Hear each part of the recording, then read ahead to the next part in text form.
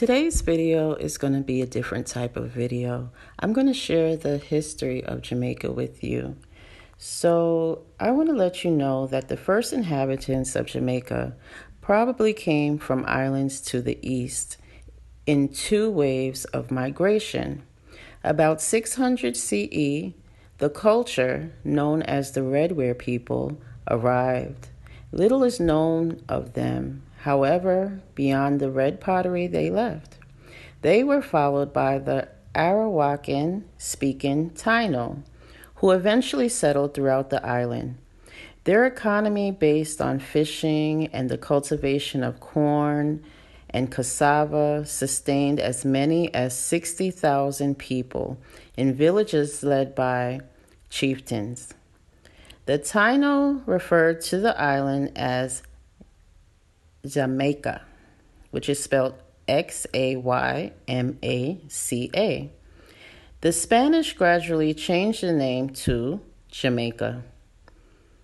In the so-called Admiral's Map of 1507, the island was labeled as Jamaica, and in Peter Marty's book, Decades of 1511, he referred to it as both Jamaica and Jamaica.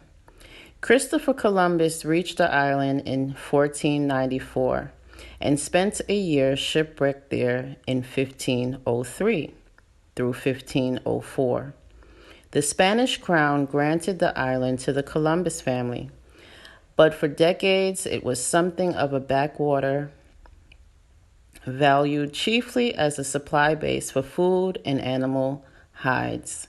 In 1509, Juan de Esquiles founded the first permanent European settlement, the town of Sevilla la Nueva, which is New Seville, on the north coast. The Spanish enslaved many of the Taino. Some escaped, but most died from European diseases and overwork. Did you know that the life expectancy of unpaid workers was 5 years?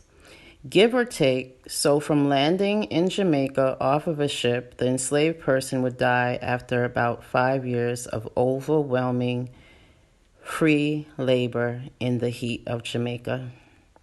The Spaniards also introduced the first African slaves. The first Africans to arrive in Jamaica came in 1513 from the Iberian Peninsula. By the early 17th century, when virtually no Taino remained in the region, the population of the island was about 3,000, including a small number of African slaves. Jamaica was settled by the Spanish in 1510. The Spanish settlement in Jamaica was a settlement that originated from the 16th century when Jamaica was Spanish, ending essentially in 1655, the date of which Spain delivered the island to the British Crown under the Treaty of Madrid.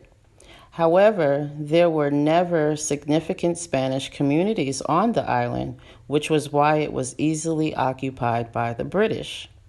Jamaica began expelling the Spaniards, a task that was accomplished within 5 years.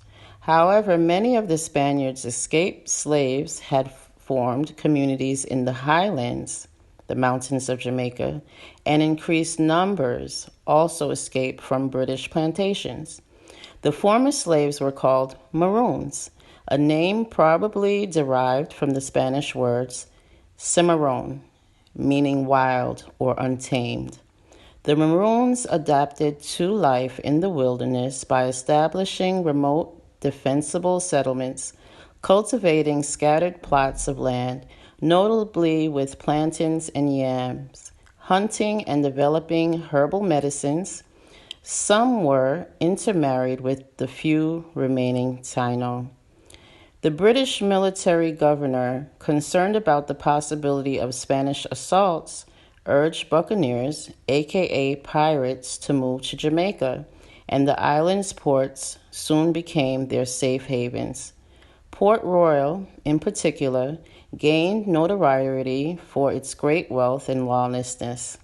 The buccaneers relentlessly attacked Spanish Caribbean cities and commerce, thereby strategically aiding Britain by diverting Spain's military resources and threatening its lucrative gold and silver trade. The Royal African Company was formed in 1672 with the monopoly on the British slave trade.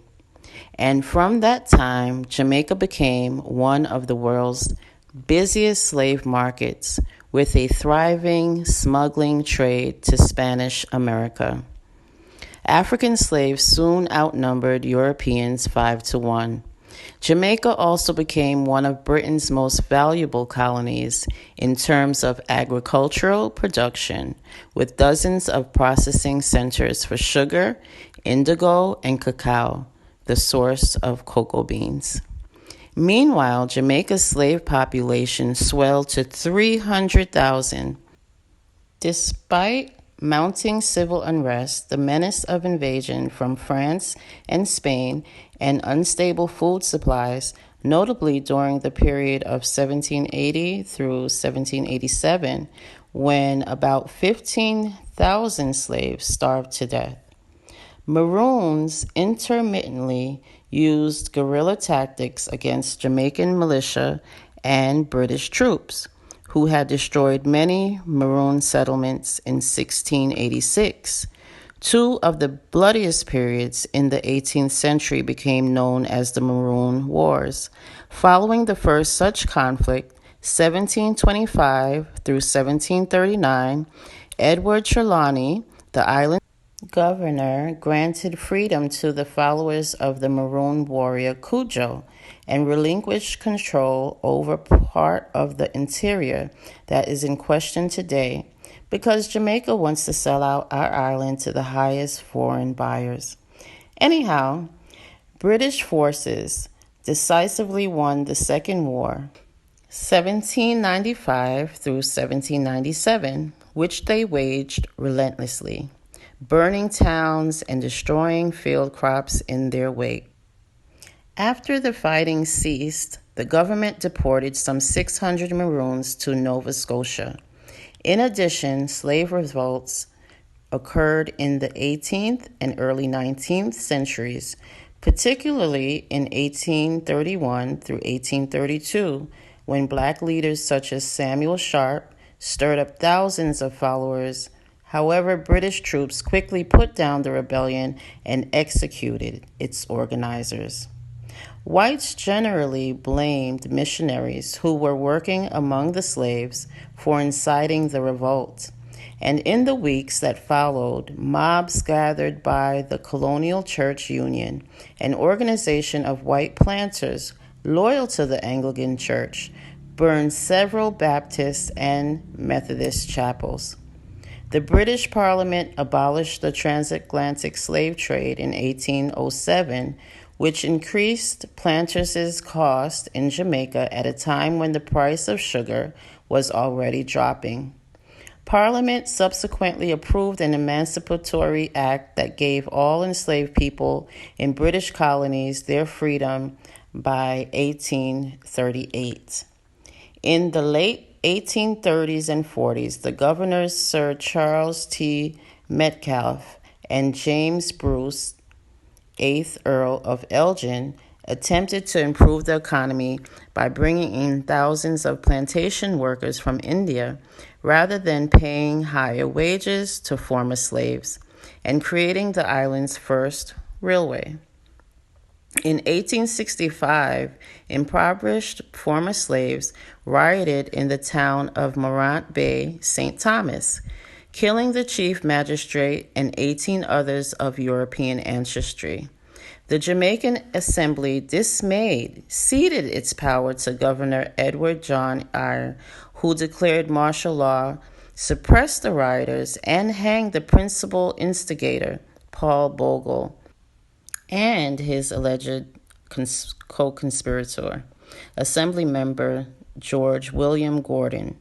Many West Indians applauded Eyre's action, but amid public outcries and an official investigation in Britain, he was recalled and dismissed from his position.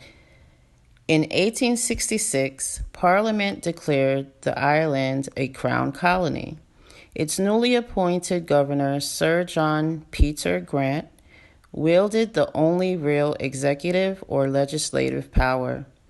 He completely reorganized the colony, establishing a police force, reformed judicial system, medical service, public works department, and government savings bank.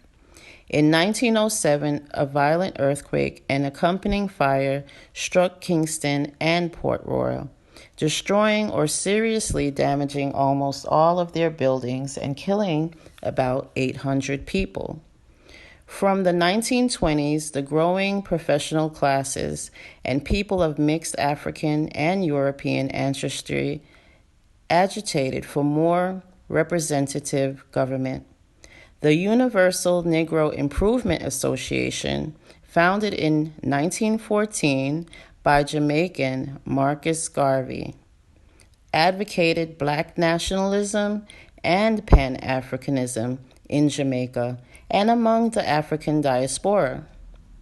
Dissatisfaction with the Crown Colony system, sharpened by the hardships of the Great Depression of the 1930s, erupted in widespread rioting in 1938. Jamaicans responded to the crisis by establishing their first labor unions, linking them to political parties, and increasingly demanding self-determination. The Cold War strongly influenced Jamaica's relations with the United States, which was Jamaica's major trading partner and the primary investor in bauxite and tourism. Britain continued to offer a protected market for sugar and banana exports. Jamaica established a formal relationship with communist Cuba at that time. In June 1969, Jamaica became the 24th member of the Organization of American States. That same year, it also joined the Non-Aligned Movement, established closer relations with a number of African countries, and supported anti-apartheid initiatives. With the intention of bringing about a reconciliation with the United States, Seaga severed relations with Cuba in the 1980s. The response of U.S. President Ronald Reagan's administration to Seaga's anti-communist policies was positive. Jamaica became a major recipient of U.S. aid in the Caribbean and also benefited from Reagan's Caribbean Basin Initiative, a regional economic recovery plan. In October 1983, Seaga sent troops to support a U.S. Caribbean military initiative to topple the leftist regime in Grenada. The austerity imposed by the restructuring requirements of the World Bank and IMF sparked riots and a general strike in 1985. Today, the majority of the population in Jamaica is of West African origin. The rest are people of mixed heritage with combinations that include European African, Afro-Indigenous, Chinese African, and East Indian African. I hope you enjoyed this style of video today where I can share some of the history of Jamaica